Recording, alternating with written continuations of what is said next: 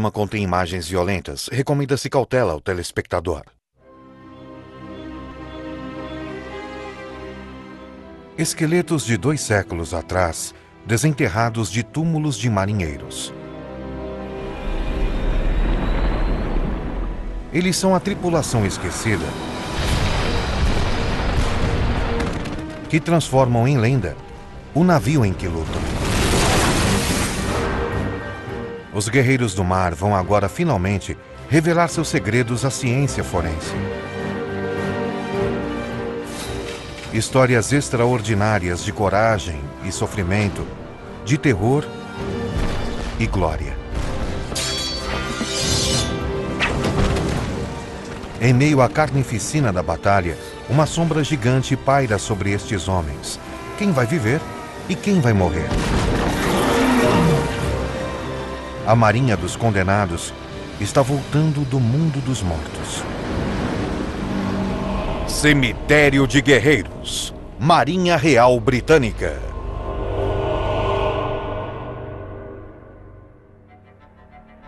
Imagine estes esqueletos.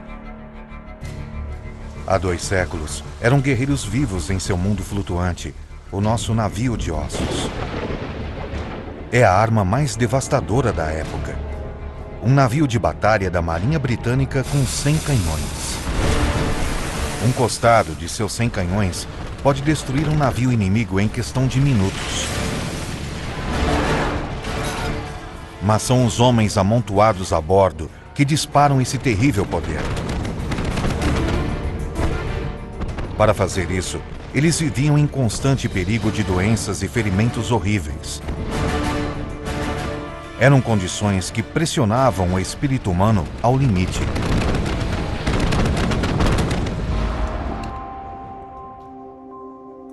Os segredos sombrios da vida dos marinheiros só podem ser contados a partir do legado de seus ossos. A primeira coisa que notamos foi o tamanho muito pequeno dos ossos deste indivíduo.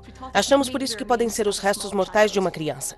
Ao medir os ossos e examinar o desenvolvimento de seus dentes, descobrimos que tinha entre 11 e 13 anos quando morreu. Obviamente, é uma experiência bem emocional descobrir uma criança num cemitério como este. E é claro que a criança teve uma vida bem difícil e morreu muito jovem. É uma descoberta chocante. Um jovem garoto preso no horror do navio de ossos. Mais exames forenses contam a história de sua curta vida com a maior quantidade possível de detalhes. Medir a química em seu esqueleto é o primeiro passo. Ele era bem pequeno para a sua idade. O baixo nível de nitrogênio indica que ingeriu pouca proteína enquanto crescia. Talvez tenha sofrido privações ou vindo de família pobre e estava malnutrido quando era bem jovem.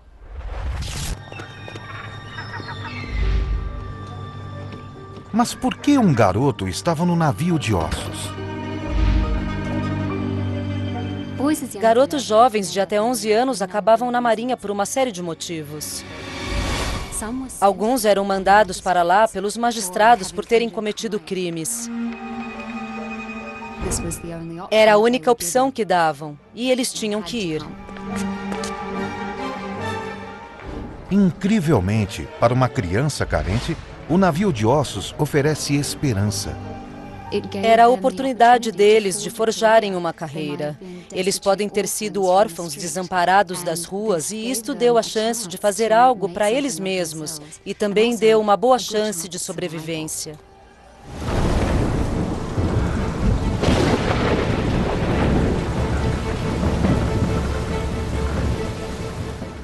Quase 1 em 10 membros da tripulação do navio de ossos são garotos. Você pode encontrar entre 40 e 60 garotos em qualquer momento. Alguns deles seriam treinados como oficiais e outros seriam treinados como marinheiros. E trabalhavam com marujos capazes e comuns. Aprendiam o ofício, aprendiam tudo com esses homens.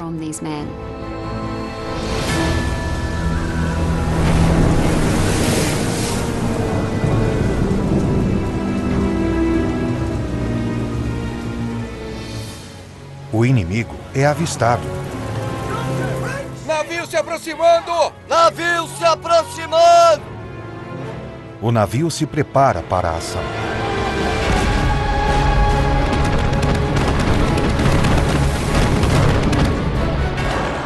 Nenhuma compaixão foi demonstrada ao garoto.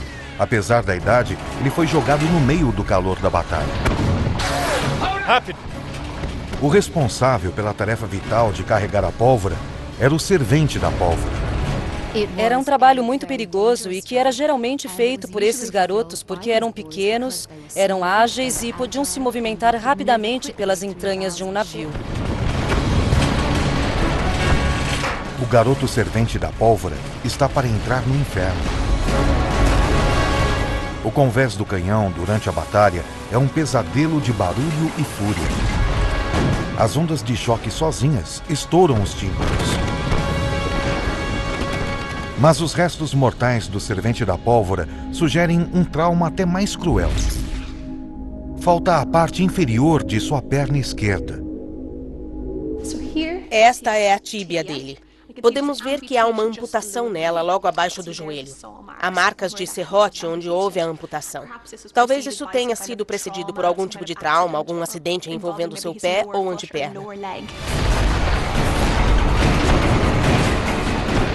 Enquanto os canhões disparam, o garoto no convés está em perigo mortal.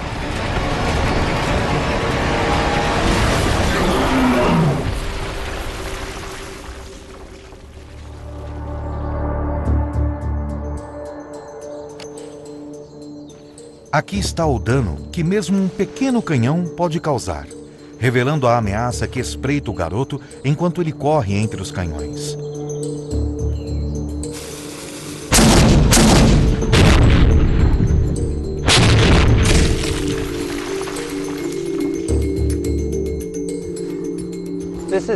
Este é o dano que uma bala de canhão de 1,5 kg pode causar a um alvo de carvalho sólido, quando disparada com uma pequena carga de pólvora. Acertamos o alvo, e isso mostra a energia de um projétil de apenas 1,5 kg abrindo um buraco.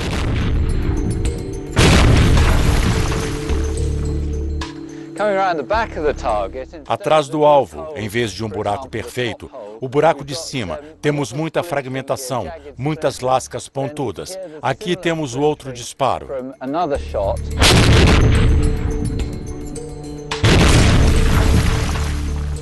E nem todos os fragmentos são do mesmo tamanho. Por exemplo, temos um pedaço aqui. Este é o lado externo. Temos um pouco de pólvora negra onde a bala do canhão acertou o alvo e depois estilhaçou deste lado. Um pedaço de madeira como este voaria no convés dos canhões, talvez acertando você com a ponta afiada ou até de lado.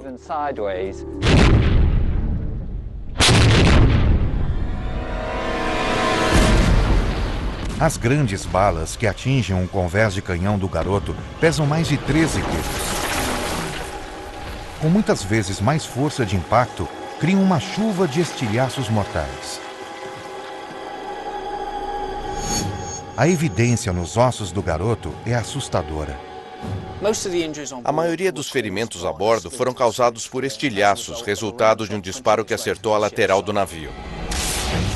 Isso causou uma grande chuva de estilhaços longos e afiados que poderiam furar uma perna, não deixando nenhuma outra opção para o cirurgião do navio senão remover a perna num processo de amputação. Arrastado à mesa do cirurgião, sua luta pela vida apenas começou.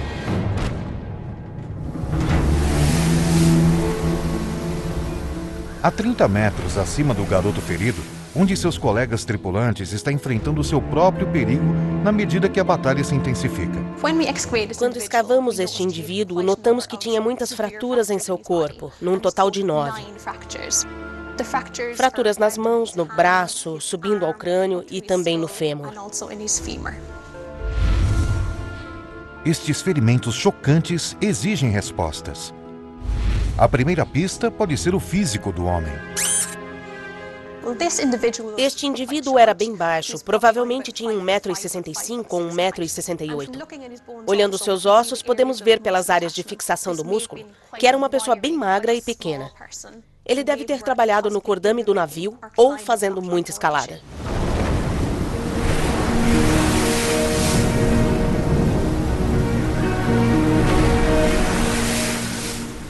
Do lado de fora, nos mastros oscilantes durante horas a fio, expostos aos elementos, mãos cortadas pela corda e lona, ficam os gajeiros, a elite que desafia a morte no navio de ossos.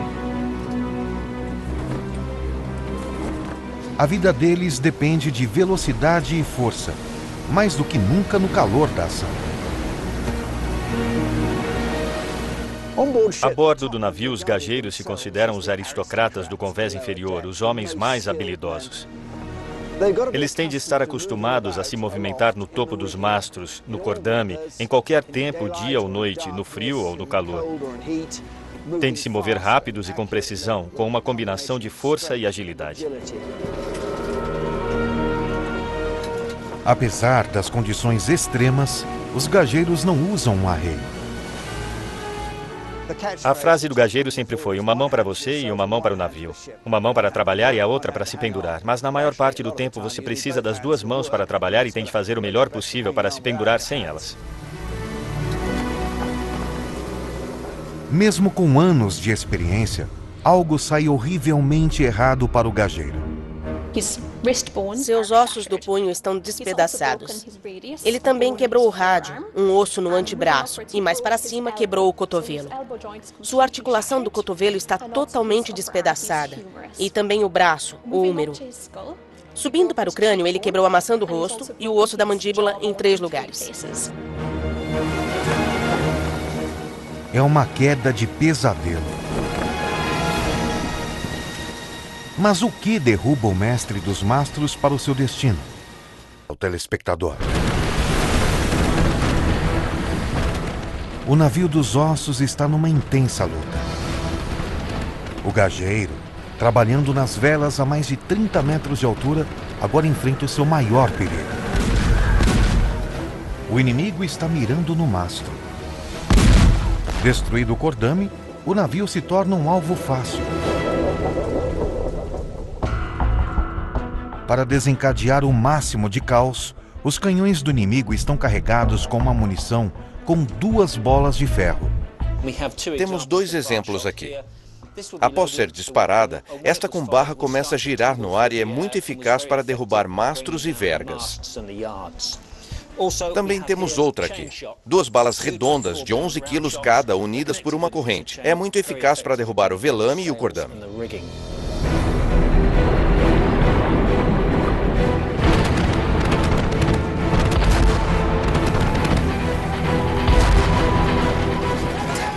Um tiro direto é possivelmente o fator oculto na decisão do destino do gajeiro.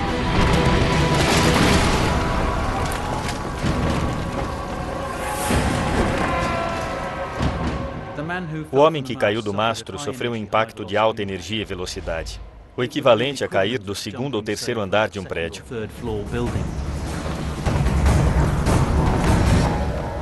Ou vir de moto e bater num muro a 80 km por hora.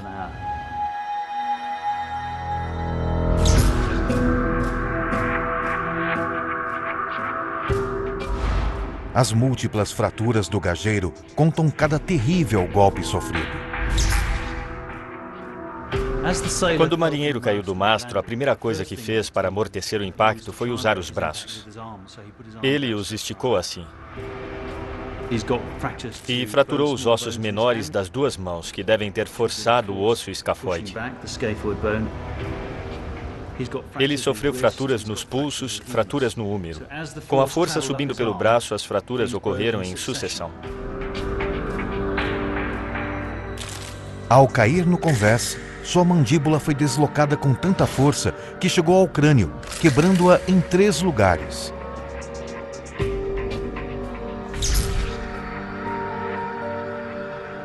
Por algum milagre, a queda não o matou. Sinais de recuperação provam que ele sobreviveu. Com o corpo quebrado, de alguma forma ele se agarra à vida. Por enquanto.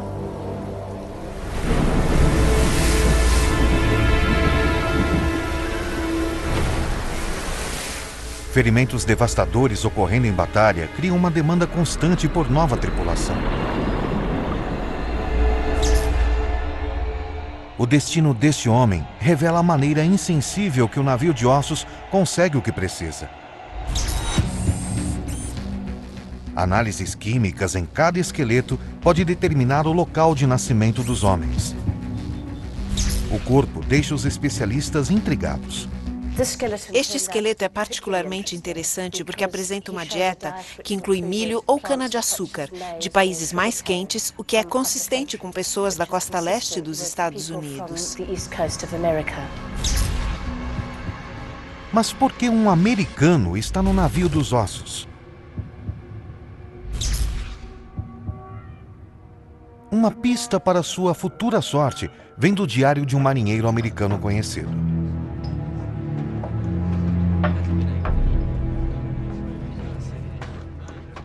Em 1810, Joseph Bates, de 17 anos, de Massachusetts, estava no porto inglês de Liverpool e prestes a levar um choque.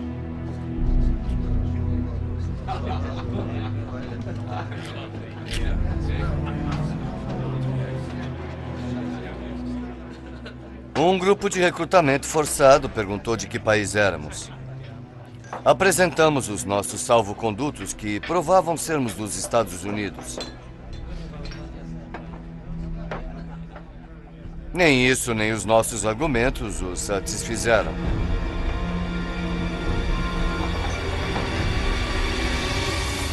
Eles nos pegaram e nos levaram. Pela manhã, fomos examinados e obrigados a entrar na Marinha Britânica. Marujo Joseph Bates. No fim da Guerra Revolucionária Americana, em 1783, os americanos são dispensados pelo recrutamento britânico. Mas não este americano.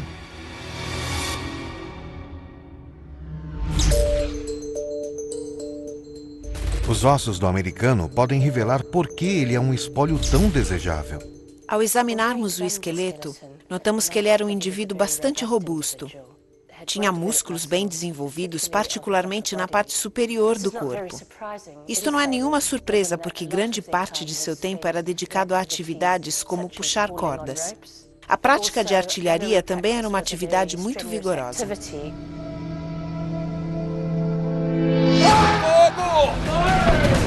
Fogo! Artilheiros bem treinados eram a arma mais letal do navio de ossos. Você tem de treinar sem parar. Assim, até as pessoas menos habilidosas na companhia do navio sabem o que tem de fazer de trás para frente. Precisam ser capazes de fazer no escuro, quando aterrorizadas, sob tiroteio, sem precisar pensar a respeito. O americano foi recrutado à força para a luta entre britânicos e franceses pelo controle dos oceanos do mundo.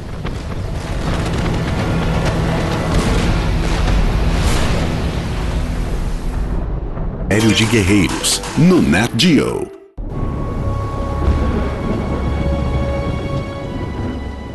Para o americano recrutado, o mundo flutuante do navio de ossos é, na verdade, uma prisão. Mas para um de seus colegas tripulantes, o mesmo navio pode ser a sua chance de liberdade. Ele tem a altura média da época, 1,67 m.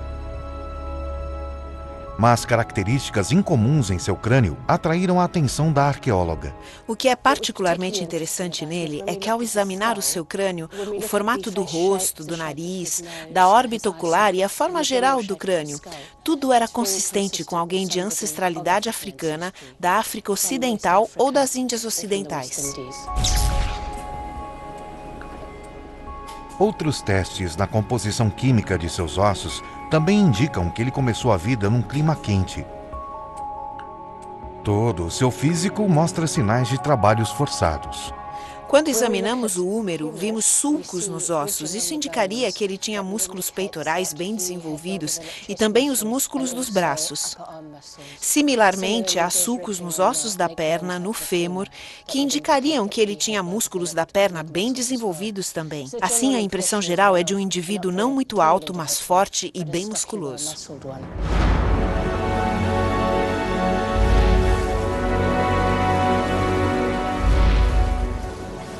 É mais provável que este homem fosse um escravo numa colônia caribenha, a caminho da liberdade no navio de guerra. Ele é bem-vindo no navio de ossos, onde trabalhos árduos, como erguer a âncora, precisam de força bruta.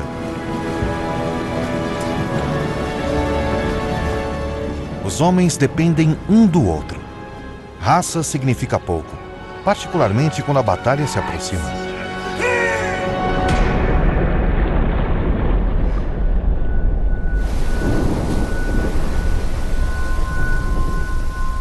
No convés do navio de ossos, o americano recrutado à força está prestes a transformar seu treino em prática. A tática de batalha britânica era segurar o fogo até o último momento possível, chegar bem perto do inimigo e depois abrir um volume devastador de fogo o mais rápido possível, para esmagar o inimigo e derrubá-lo bem rapidamente.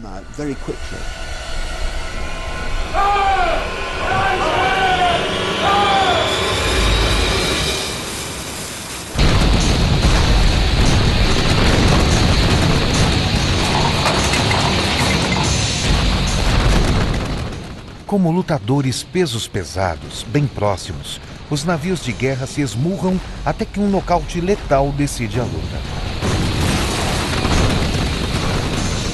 Parece que o americano escapa ileso.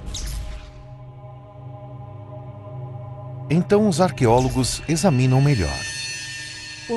Ao examinar os pés, notamos que a ponta do dedão direito era bem curta e achatada. Disso podemos concluir que ele tinha sofrido uma fratura de esmagamento.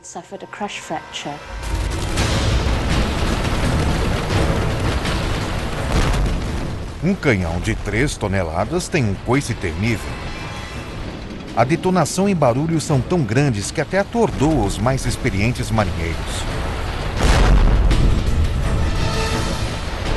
E apesar dos riscos, muitos marinheiros ficam descalços. Um pequeno descuido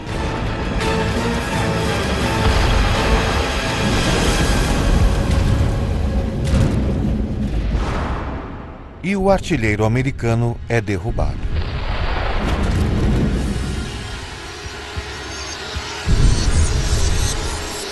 O dedão esmagado é agonizante, mas não vai matar o americano.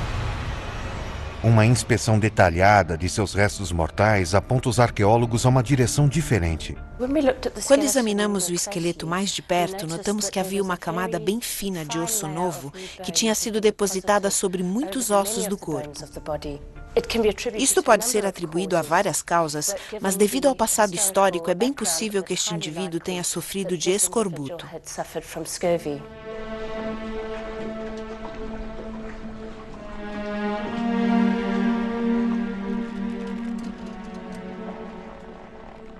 Escorbuto é causado por uma dieta pobre, principalmente por falta de vitamina C.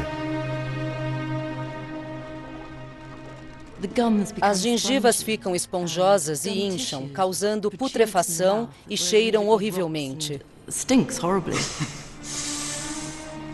Você pode ter pele escura e dores nas articulações. Também causa efeitos mentais estranhos, as pessoas ficam bem melancólicas e seus sentidos são intensificados. Havia relatos de homens morrendo só com o barulho de um disparo, ou gritando em agonia ao cheirar flores e frutas. É muito bizarro. Com a piora do escorbuto, o corpo do americano começa a sucumbir.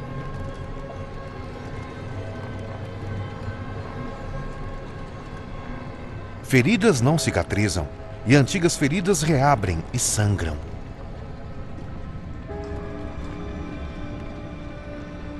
A praga do escorbuto vai um dia ser erradicado da marinha por uma simples dose diária de suco de limão. Mas essa descoberta chega tarde demais para o americano. Ele nunca voltou para casa, morrendo antes de chegar nos 40 anos.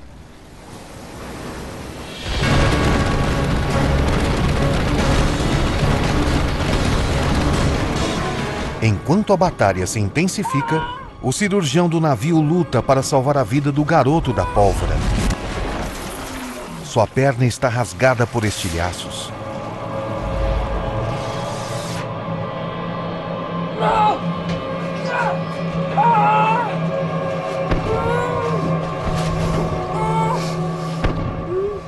Eu mal posso imaginar como devia ter sido trabalhar nas entranhas de um navio com luz fraca e se movendo com tiros de canhão sendo disparados. É claro que os pacientes não tinham nenhuma forma de analgésicos. Eles ficavam gritando e se debatendo. Você precisaria de assistentes para segurar o paciente. A única esperança do garoto é ter a perna amputada o mais rápido possível. Nós o seguramos enquanto o cirurgião cortava a perna dele logo acima do joelho. A tarefa mais dolorosa de ser observada era o cirurgião usando a faca e serrando a carne humana e ossos da mesma forma como o açougueiro no matadouro limpa a carne de um animal. Marujo Samuel Leite. Alguns dos registros das amputações naquela época são incríveis. Havia um cirurgião chamado Liston, que tinha a fama de amputar uma perna do começo ao fim em 2 minutos e meio. Sinais de infecção ao redor do coto mostram que a velocidade do cirurgião não se compara à sua higiene. Até o final do século XVIII, era um distintivo de honra para um cirurgião ter sangue e sujeira em sua roupa. Na verdade, quanto mais sangue tivesse, melhor e mais famoso era o cirurgião. Eles não se importavam em transferir pus, gangrena, bactéria, conteúdo de intestino, abscessos. Eles não sabiam o que causava infecções e, infelizmente, naquela época, a ignorância era geral. De algum jeito, o garoto sobreviveu à amputação. Mas a sua luta pela vida ainda não acabou. De Guerreiros, no Nat Geo. Este programa contém imagens violentas. Recomenda-se cautela ao telespectador.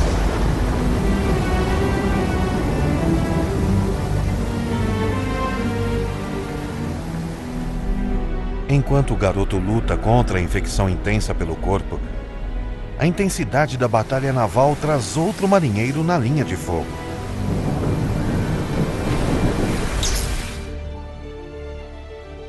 Ferimentos neste esqueleto apontam para um homem separado do resto da tripulação. O que encontramos de tão singular neste esqueleto foi o exame na mandíbula. Ao olhar uma de tamanho normal, vemos um belo ângulo quadrado. Ao olhar para o outro lado, o ângulo da mandíbula torna-se bem reduzido em tamanho e bem anormal em forma. O ferimento, de corte brutal, sugere algo especial. Este ferimento foi causado por um golpe vertical, provavelmente de uma lâmina pesada, como um cutelo ou uma espada. Teria sido um corte vertical no rosto, para baixo, cortando a maçã do rosto direto até a mandíbula.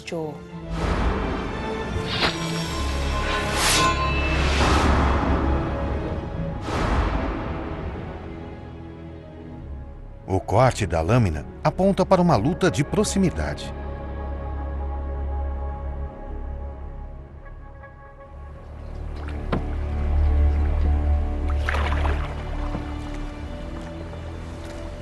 O candidato mais provável é um fuzileiro naval, um SEAL naval da época. Os fuzileiros deixam um navio de ossos num ataque secreto.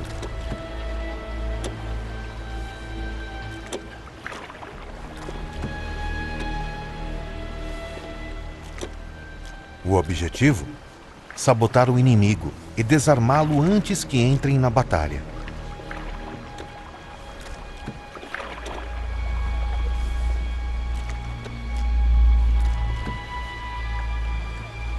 Debaixo do nariz do inimigo, os invasores obstruem os canhões com pinos de aço.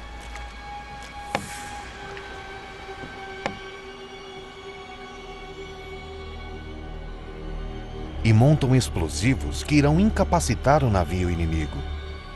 Mas longe de sua nau-mãe, eles estão terrivelmente expostos. A qualquer momento podem ser descobertos.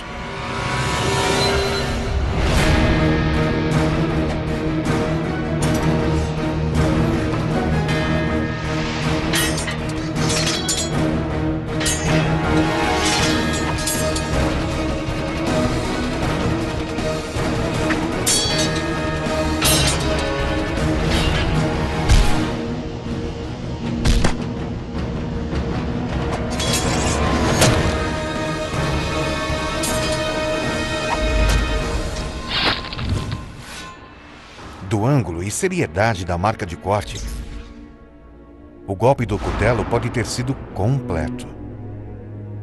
Um marinheiro que foi ferido no rosto recebeu o golpe aqui, cortando pele, músculos. Teve o nervo facial decepado.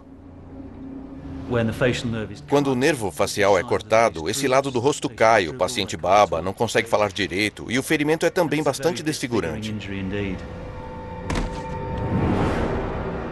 A lâmina corta a parte inferior da mandíbula do fuzileiro. Sua vida está por um fio.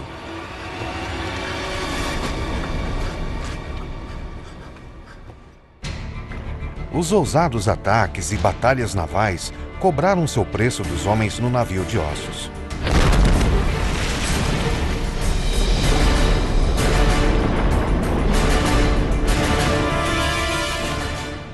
Mas, mesmo quando este retorna ao porto, há novos perigos para sua tripulação.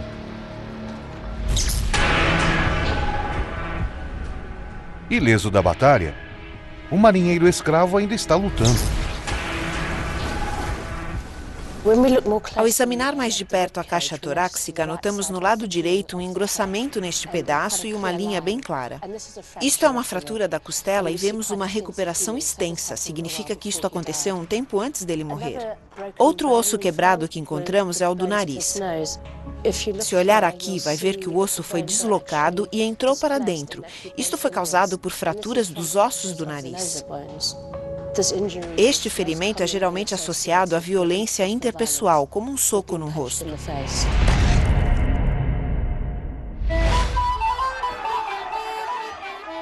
Pinturas da época ilustram vividamente o papel da luta com mãos nuas no navio de guerra. Isso foi publicado por Thomas Tagg no início do século XIX. É uma imagem bastante alegre da vida no convés inferior, mas também pode conter muita coisa sobre a vida na marinha. A cena retratada mostra um navio de guerra no porto, uma época em que a disciplina naval era de certa forma relaxada. O que podemos ver é que esta era uma comunidade bem unida e também fisicamente confinada num espaço bem apertado. Há muitas atividades que podemos ver aqui, de beber e farrear até lutar.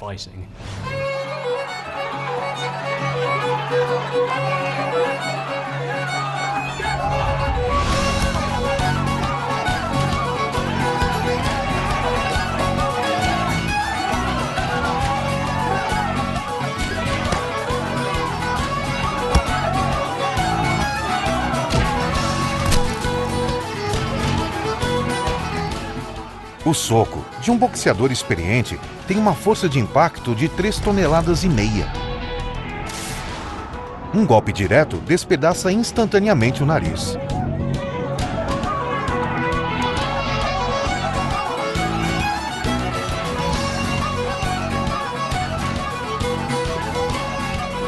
Sem luvas para amortecer a força, a costela do marinheiro escravo é igualmente vulnerável.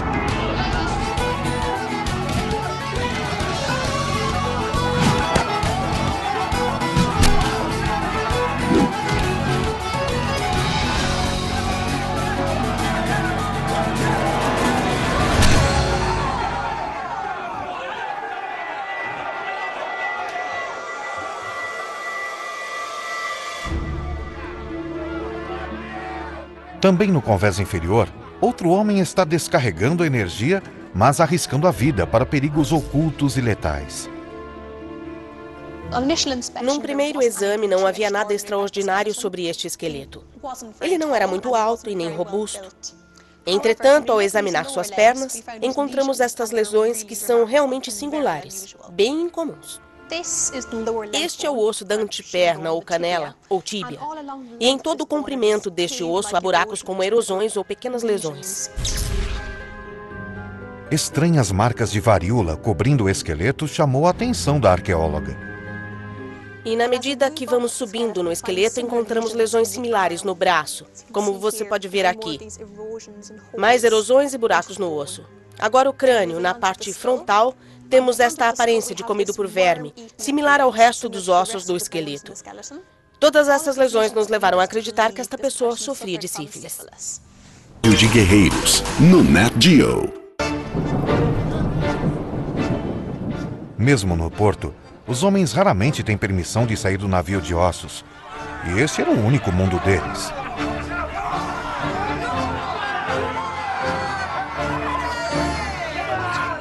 Este confinamento traz riscos. Se os deixassem ir para a terra firme, eles iriam direto aos bares e bordéis. Se não deixassem por ter medo de desertarem, a melhor coisa era não perguntar demais que tipo de visitantes estariam entrando no navio. Em outras palavras, se não deixar os marinheiros terem bebidas e mulheres, pelo menos então deixe a bebida e as mulheres irem até os marinheiros. E o que acontecia nos cantos escuros do convés inferior não era nenhuma brincadeira de roda.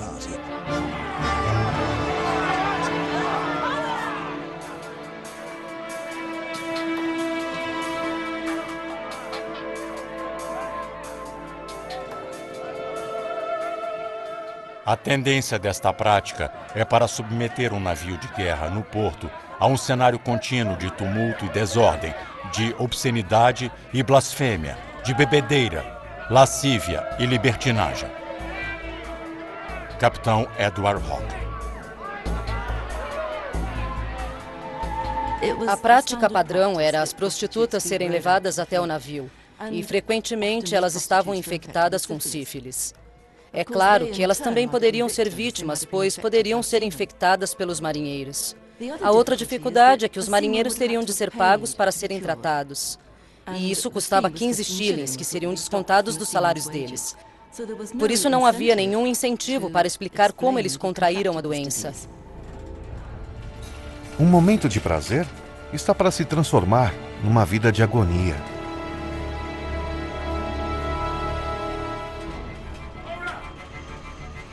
Cerca de um mês depois, as lesões aparecem. Sem nenhuma cura conhecida, a doença se alastra no navio.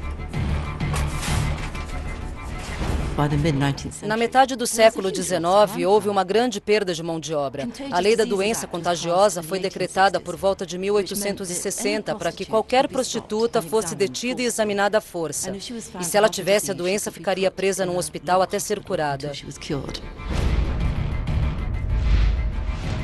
A tentativa da Marinha para controlar a doença chegou tarde demais para o marinheiro sifilítico.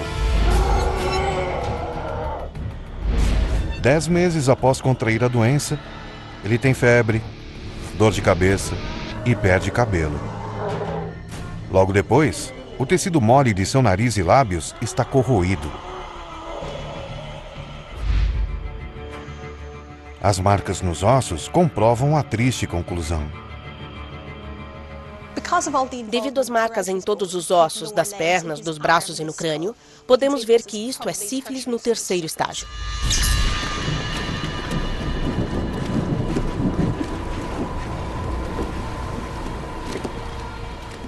Sífilis, no terceiro estágio, é uma doença cruciante. Na medida em que a infecção ataca o sistema nervoso e cérebro, o marinheiro sofre com ataques e mudanças de personalidade chocantes. Marinheiros com sífilis no terceiro estágio não estão aptos para servir na marinha. Eles apresentariam sintomas horríveis. O corpo estaria totalmente fora de controle. Do que é que você está rindo?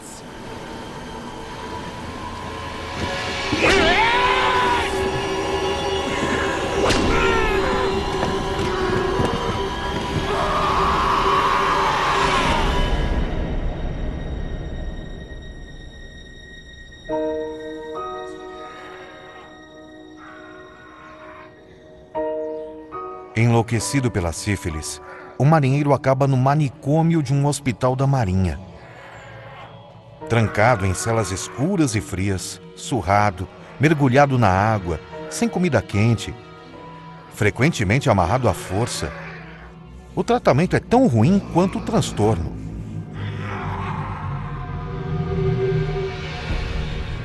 Seu cérebro é lentamente destruído e um marinheiro finalmente afunda no estado paralítico.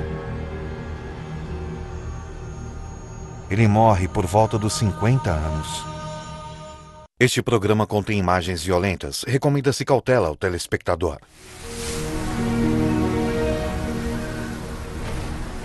A morte agora paira sobre o navio de ossos.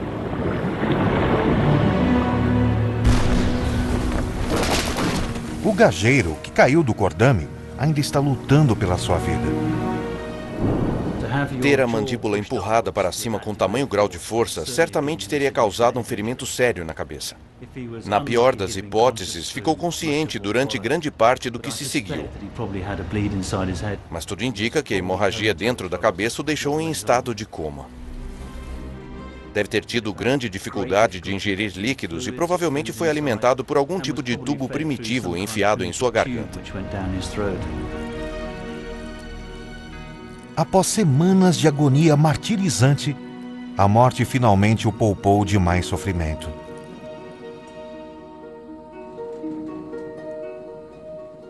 O garoto da pólvora também está aguentando firme. Após a amputação de sua perna, o osso começou a se curar. Ao redor do coto da perna, há evidência de infecção, o que possivelmente o fez viver por apenas um mês depois da amputação. A infecção de seu ferimento durante a cirurgia selou seu destino. O garoto da pólvora morre com 13 anos de idade.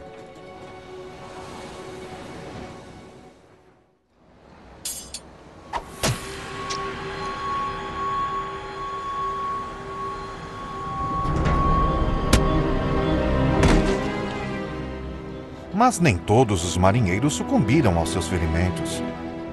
Incrivelmente, o fuzileiro sobrevive. Ele sobreviveu e outros não, devido à natureza do ferimento. Ele não teve nenhum vaso sanguíneo importante cortado para morrer de hemorragia e não teve nenhuma infecção. E o motivo disso é que o rosto tem uma boa circulação de sangue e os ferimentos se curam perfeitamente e frequentemente sem infecção. Apesar do dano horrível na mandíbula, o osso se cura e o fuzileiro desfigurado vive para sempre como aposentado num hospital naval.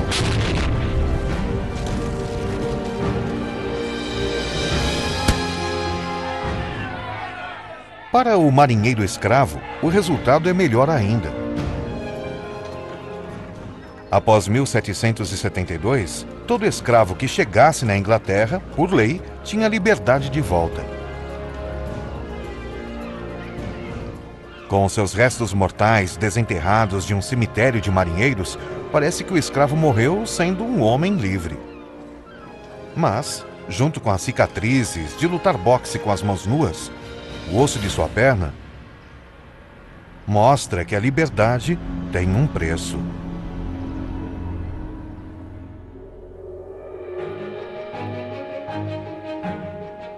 Estes esqueletos do navio de ossos são uma visão extraordinária da vida e morte num navio de guerra há 2 séculos. A força, coordenação, agilidade, ação secreta, sofrimento e a coragem de uma criança. A batalha continuou. Nossos homens lutaram como tigres, como heróis.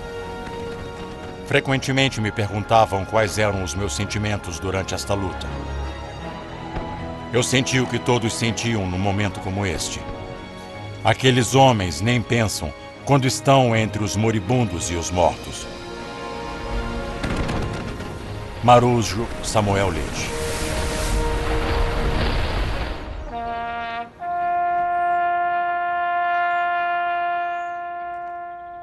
Em maio de 2011, os restos mortais dos marinheiros desenterrados no sul da Inglaterra foram enterrados de novo com honras. O sacrifício deles na defesa de seu país não será mais esquecido.